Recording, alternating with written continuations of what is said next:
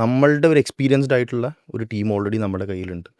കുറേ ആൾക്കാർക്ക് നല്ല നല്ല ബ്രാൻഡുകൾക്ക് സപ്പോർട്ട് കൊടുത്തിട്ടുള്ള നല്ല ക്രിയേറ്റീവ്സ് ഉണ്ട്, നല്ല ഡിസൈനേഴ്സ് ഉണ്ട്, നല്ല DOPs ഉണ്ട്, അങ്ങനെ നല്ല വീഡിയോ എഡിറ്റേഴ്സ് ഉണ്ട്. അങ്ങനെ ഒരു എക്സ്പീരിയൻസ്ഡ് ആയിട്ടുള്ള നല്ല സ്കിൽഡ് ആയിട്ടുള്ള വർഷങ്ങളുടെ എക്സ്പീരിയൻസ്ഡ് ഉള്ള ഒരു ടീം ഓൾറെഡി നമ്മുടെ കയ്യിലുണ്ട്. ട്രാക്കിൽ ഇൻക്യുബേറ്റ് ചെയ്യപ്പെടുന്ന സ്റ്റാർട്ടപ്പുകൾക്ക് നിങ്ങൾ എങ്ങനെയാണ് ഹെൽപ്പ് ചെയ്യാൻ പോകുന്നത്? അവർക്ക് ഏതെല്ലാം രീതിയിലുള്ള സപ്പോർട്ടാണ് കൊടുക്കുന്നത്? Can you just brief it? Yes. So ഒരു സ്റ്റാർട്ടപ്പിനെ സംബന്ധിച്ചിടത്തോളം അല്ലെങ്കിൽ ഒരു കമ്പനീനെ സംബന്ധിച്ച്, ഏതൊരു കമ്പനീനെ സംബന്ധിച്ചിടത്തോളം അവരുടെ ഫേസ് അല്ലെങ്കിൽ അവരെ എങ്ങനെ മാർക്കറ്റിൽ പെർസീവ് ചെയ്യപ്പെടുന്നു എന്നുള്ളത് ബേസിക്കായിട്ട് പറയണ ഒന്ന് അവരുടെ സോഷ്യൽ മീഡിയ ആവും. ഓക്കെ. അല്ലെങ്കിൽ അവർ പുട്ട് ഔട്ട് ചെയ്യുന്ന ക്രിയേറ്റീവ്സ് ആവാം. ഓക്കെ. അവരുടെ വെബ്സൈറ്റ് ആവാം. അങ്ങനെ പല എലമെൻസും ഉണ്ടാവും.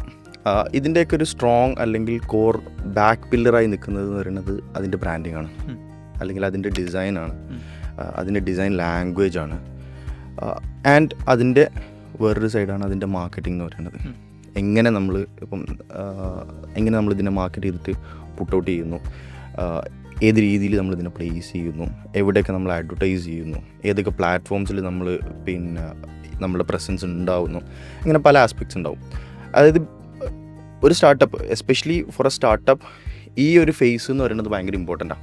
കാരണം ഒരു ഭയങ്കര ഹൈലി കോമ്പറ്റീറ്റീവ് ആയിട്ടുള്ളൊരു ലാൻഡ്സ്കേപ്പിൽ മുഴച്ച് നിൽക്കാനും എക്സൽ ചെയ്ത് നിൽക്കാനും ആൾക്കാരുടെ ശ്രദ്ധ കിട്ടുക, അല്ലെങ്കിൽ ഇൻവെസ്റ്റേഴ്സിൻ്റെ ശ്രദ്ധ കിട്ടുക എന്നുള്ളത് എപ്പോഴും ഭയങ്കര ഇമ്പോർട്ടൻ്റ് ആണ്. അപ്പം അവിടെ നല്ല ക്രിയേറ്റീവ് ആയിട്ടുള്ള ഡിസൈൻസ്, നല്ല ബ്രാൻഡ് ലാംഗ്വേജ് ഉണ്ടാവുക, നമ്മൾ കമ്മ്യൂണിക്കേറ്റ് ചെയ്യാൻ ഉദ്ദേശിക്കുന്ന സാധനങ്ങൾ വളരെ പ്രോപ്പർ ആൻഡ് എഫിഷ്യൻ്റ് ആയിട്ട് കമ്മ്യൂണിക്കേറ്റ് ചെയ്യാൻ പറ്റുക.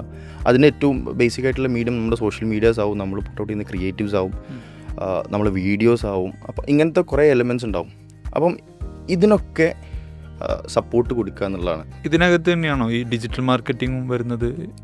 നിങ്ങളുടെ സർവീസിൽ തന്നെയാണ്? യെസ്.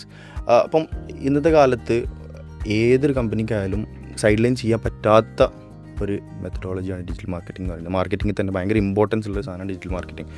സോ അവിടെയും വെറുതെ കുറേ ആഡ്സ് ഇടുക എന്നുള്ളതിനപ്പുറത്തേക്ക് വളരെ സ്ട്രാറ്റജിക് ആയിട്ട് നല്ല മാർക്കറ്റിംഗ് ഫണൽസ് ക്രിയേറ്റ് ചെയ്ത് പ്രോപ്പറായിട്ടുള്ള ഓഡിയൻസിലേക്ക് റീച്ച് ഔട്ട് ചെയ്ത് അതിന് വേണ്ടിയിട്ടുള്ള സ്ട്രാറ്റജീസും ക്രിയേറ്റീവ്സും പുട്ട് ഔട്ട് ചെയ്തിട്ട് പ്രോപ്പറായിട്ടുള്ള ഡിജിറ്റൽ മാർക്കറ്റിംഗ് ചെയ്ത് കൊടുക്കുക.